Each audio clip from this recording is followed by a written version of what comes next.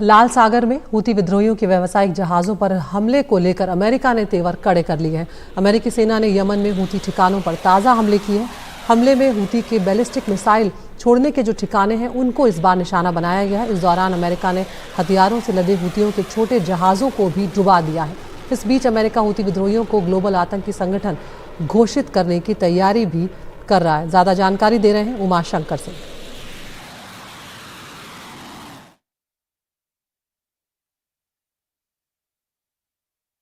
SDGT यानी कि specially designate global terrorist की लिस्ट से हूती को फरवरी 2021 में हटाया गया था ताकि मानवीय त्रासदी की हालत से गुजर रहे यमन के लोगों के लिए जरूरी मदद सामग्री जो है वो भेजी जा सके। लेकिन अब लाल सागर में हूती के लगातार हमलों की वजह से उसे फिर से स्पेशली डेजिग्नेट ग्लोबल टेररिस्ट की सूची में शामिल करने का फैसला किया गया है। SDGT और FTO दोनों घोषित होने पर यानी कि फॉरेन टेररिस्ट ऑर्गेनाइजेशन घोषित होने पर संगठन की दुनिया में किसी भी संपत्ति को जब्त करने का रास्ता खुल जाता है, जबकि सिर्फ FTO घोषित होने पर संगठन के सदस्यों पर इमिग्रेशन संबंधी पाबंदी लगती है। इस बीच अमेरिका ने यमन में हूती के ठिकानों पर फिर से हमले किए हैं। ये हमले जो हैं हूती के बैलिस्टिक मिसाइल छोड़ने के ठिकानों पर किया गया है। अमेरिकी सेना के मुताबिक इसमें 4 ऐसे बैलिस्टिक मिसाइल को नष्ट किया गया जिसे हूती लाल सागर में जहाज़ों की तरफ दागने वाले थे।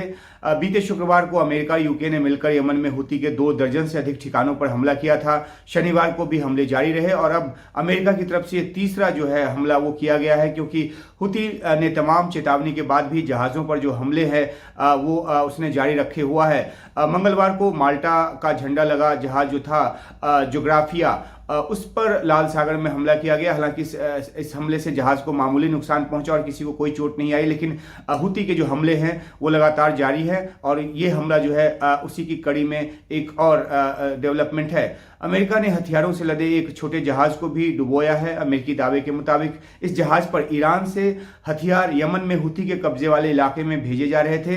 अमेरिकी सेना ने तस्वीरें जारी कर ये सबूत देने की कोशिश की है कि ईरान निर्मित हथियार जो है वो हूती को भेजे जा रहे थे। इस ऑपरेशन में अमेरिका के 2 नेवी सील लापता भी हो गए हैं। अमेरिका ईरान को हूती की मदद के खिलाफ लगातार चेतावनी देता रहा है। उधर ईरान ने इराक और सीरिया में हमले किए हैं। इजराइल हमास जंग के शुरू होने के बाद से ये पहली बार है जब ईरान के रेवोल्यूशनरी गार्ड की तरफ से सीधे तौर पर हमला किया गया है और दावा ये किया गया है कि इराक में उस जगह को निशाना बनाया गया जो इजरायली खुफिया एजेंसी मोसाद का दफ्तर है। इस हमले से इलाके में तनाव और बढ़ गया है। इराक ने इसे अपनी संप्रभुता पर और अखंडता पर हमला बताकर ईरान से अपने राजदूत को वापस बुलाया है ताकि आगे क्या किया जाए इस पर विचार विमर्श कर सके। ईरान ने पाकिस्तान में भी हमला किया है। हमला जैश अल अदल के ठिकानों पर किया गया जिसमें 2 बच्चों के मारे जाने और 3 के घायल होने की खबर है।